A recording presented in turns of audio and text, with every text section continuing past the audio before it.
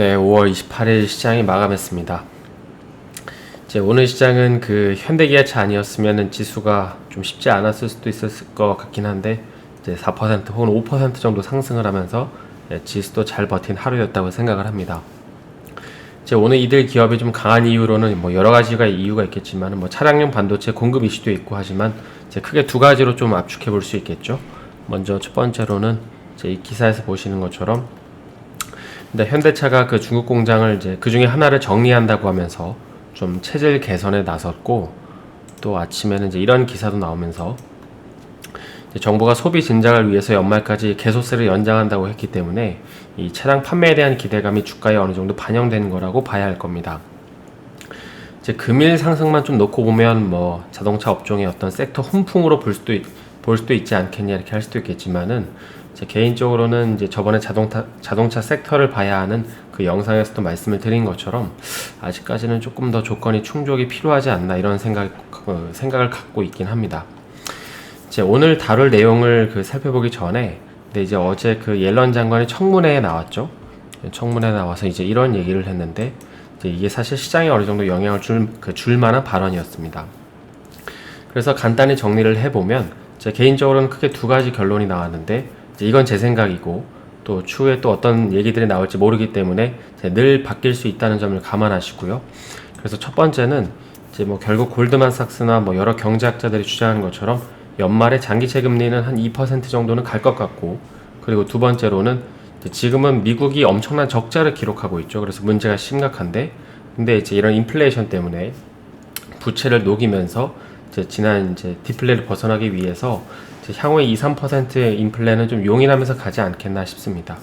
그러니까 결국에는 그 하반기에 테이퍼링 언급이 나오고 내년 말에나 이제 금리 인상을 하지 않겠나 싶은데, 일단 뭐 여름까지 그 빅 이벤트들이 예정되어 있는 만큼 그때까지는 조금 더 보수적으로 시장을 관망하는 게 현명하지 않을까 싶긴 합니다.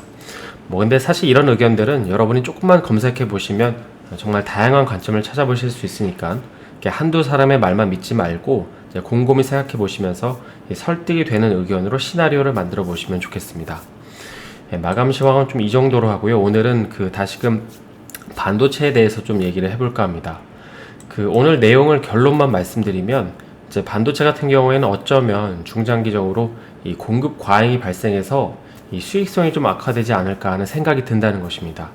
왜 그런지를 살펴보기 전에 먼저 이 반도체 산업에 대해서 개괄적으로 보면 중국 얘기를 안 할 수가 없죠. 현재 겉으로 드러난 중국 정부의 목표를 보면 이제 자립 경제가 중심이고 또 그 안을 들여다보면 이제 금융이랑 이 정보통신이 핵심입니다. 그동안 중국의 IT 산업 같은 경우에는 뭐 한국, 일본, 대만 같은 이런 주변국의 공급망 속에서 성장을 했죠. 그게 무슨 말이냐면 주변국에서 이 소재, 장비, 부품을 수입한 다음에 중국이 이를 가공해서 수출하는 전략이었습니다. 그러다 보니까 중국이 전 세계 공장이라는 말이 그래서 나오는 것이죠. 그런데 이 전략이 지금까지는 이렇게 잘 먹혀들었는데 그 가운데서 또 한편으로 중국은 두 가지 고민을 갖고 있었습니다. 먼저 첫 번째는 낮은 이익률이었습니다. 그러니까 일반적으로 중국이 IT 제품을 이렇게 수출하면 그 수출량이 100이라고 하면 59만큼이 해외로 나간다고 합니다. 그러니까 이게 무슨 말이냐면 이제 100을 수출하면 남는 거, 그러니까 내가 가지는 거는 41이라는 것이죠. 그리고 또 그 41을 가지고 이렇게 나눠 먹어야 하는 것이죠. 그리고 두 번째 고민은 이제 미국의 견제였습니다. 그러니까 우리가 잘 아는 것처럼 현재 미국도 이 중국을 배제한 제조업 공급망을 재편하는 계획을 가지고 있죠. 근데 중국이 사실 이걸 몰랐던 건 아니고 몇 년 전부터 알고 있었는데, 그래서 이런 식으로 기사에서 보시는 것처럼 이 반도체 자립화를 하기 위해서 엄청난 지원 정책을 내걸었습니다. 근데 막상 해보니까 쉽지가 않은 거죠.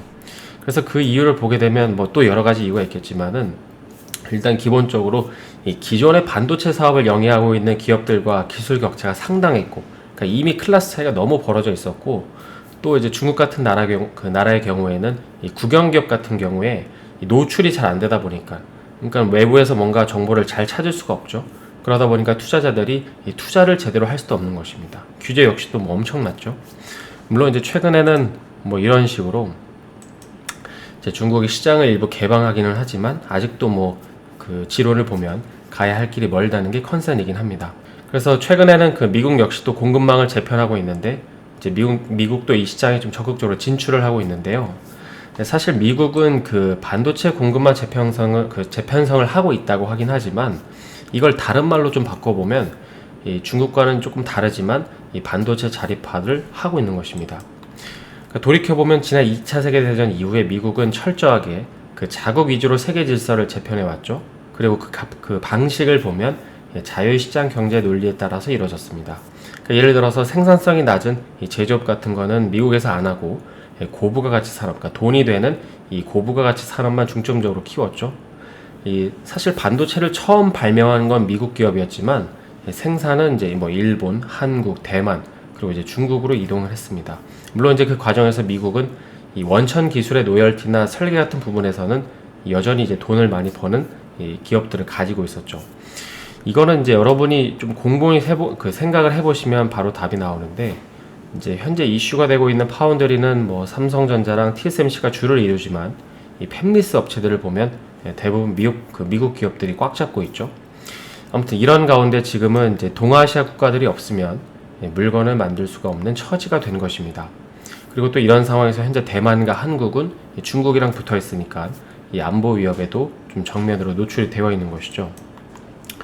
뭐 그런 일이 일어나지 않기를 바라지만 중국이 만약에 대만을 침공하는 날이 오기라도 하면 이 반도체 패권은 고스란히 중국한테 넘어갈 수밖에 없는데, 그러다 보니까는 선제적으로 이 기사의 내용처럼 이 중국의 이런 행동을 의식해서 이제 미국의 동맹국들이 배를 끌고 아시아로 오고 있는 것 같기도 합니다.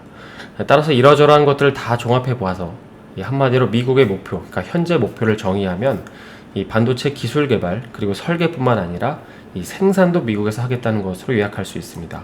그리고 그 일환으로 이제 TSMC가 계속해서 미국에 투자를 하고 있고, 이제 삼성도 이 한미 정상회담 이후에 신규 공장 설립을 계획 중이라고 하죠.